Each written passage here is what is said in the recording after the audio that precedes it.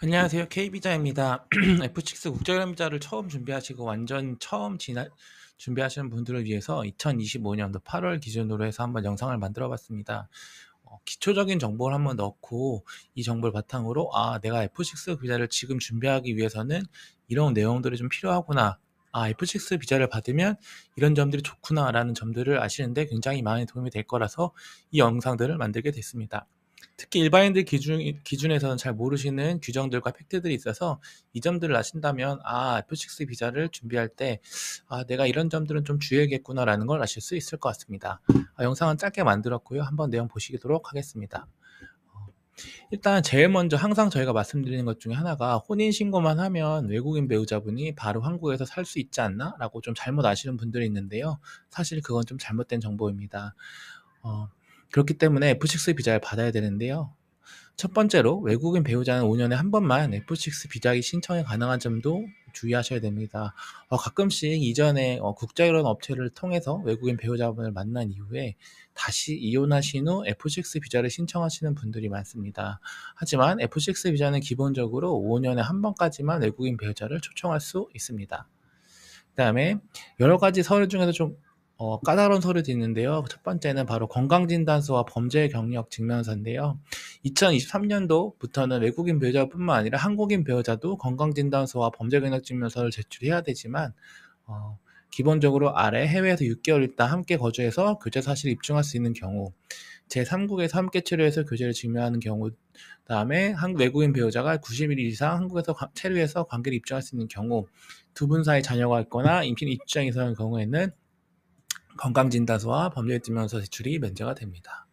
너무 당연한 얘기지만 한국 혼인신고는 좀 반드시 하셔야 됩니다. 해외에서 결혼식만 하시고 비자 신청하시는 분들이 있는데요. 중요한 것은 해외 혼인신고보다는 한국 혼인신고는 반드시 하셔야 되고, 그다음 나라마다 현지 혼인신고도 하셔야 되는 것들도 반드시 체크해 주셔야 됩니다. 그리고 아까 말씀해주신 것처럼 아무리 서류를 준비하셨거나 혼인신고를 잘 했다고 해도 F6 국제결혼비자 심사할 때 가장 중요한 게 바로 진정성입니다. 두 분 사이 진정성 검사를 하기 위해서 함께 찍은 사진, 가족 모임 참석 내역, 두 분 사이 메시지나 통화 내역, SNS 대화 기록 등 실제 두 분 사이의 교제를 입증할 수 있는 실증 자료를 최대한 많이 제출하시는 것이 좋습니다. 추가적으로 이 서류들은 많이 제출한다고 해서 너무 동일기간에 제출하시는 것이 아니라 시간을 두고 각기 다른 장소에서 꾸준히 두 분이 지속적으로 만남을 이어왔다는 것을 잘 입증하시는 것이 중요합니다. 그리고 소득 기준 관련돼서도 많은 분들이 헷갈리는 것이 바로 소득 기준인데요. 가구원 수에 따라서 기준이 다르고 주민등록등본상 기준입니다. 즉 2인 가구, 3인 가구, 4인 가구에 따라서 소득 기준이 다르고요. 그 단순 급여 외에도 예금, 부동산, 보험 등 자산도 5%까지 소득으로 합산해서 인정할 수 있습니다. 다만 6개월 이상 보유한 100만 원 이상 순자산 기준으로만 할 수 있습니다. 그다음에 주민등록등본상 직계가족 소득으로도 합산할 수 있습니다. 마지막으로 F6 발급하면 뭐가 좋나요? 라고 물어보시는 분들이 많은데요. 외국인 배우자분이 취업, 창업, 프리랜서 활동을 자유롭게 할 수 있고 다양한 사회보장 혜택도 누리실 수 있습니다. 기본적으로 그리고 2년 있다가는 한국 영주권도 신청하실 수 있고요. 이후에는 기업까지 연결돼서도 가능합니다.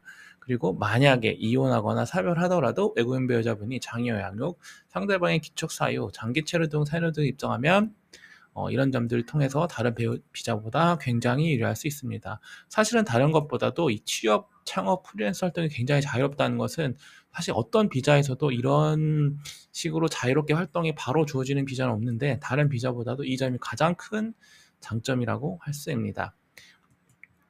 앞서 말씀드린 것처럼 초청 제한 규정, 건강 범죄 기록 요건, 혼인신고 등 필수, 진정성 증명, 소득 여건 계산 등 5가지 여러 가지 체크들을 반드시 체크하고 진행해 주셔야 됩니다.